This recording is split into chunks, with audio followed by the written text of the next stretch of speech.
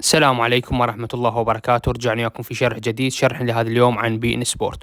هواي من الاشخاص يسألون شلون ممكن اشترك في بي ان سبورت وافعل بي ان سبورت على الجوال واقدر اشاهد المباريات على الجوال وكذلك بقية المحتوى من افلام وغيرها. في هذا الفيديو راح اتكلم عن هذا الموضوع بخطوات سهلة وبسيطة وبدون تعقيد، لكن قبل ما ابدو الشرح اتمنى منك الاشتراك بالقناة اولا وتفعيل زر الجرس. كل اللي عليك تسوي تروح الى متجر التطبيقات سواء بالاندرويد او في الايفون وتكتب بي ان سبورت وتحمل هذا التطبيق اللي هو بي ان سبورت كونكت بين قوسين مينا يعني موجه الى منطقة الشرق الاوسط وشمال افريقيا. بعد ما تكمل تحميل هذا التطبيق تدخل عليه، سجل دخول اذا عندك حساب، واذا ما عندك تسوي حساب.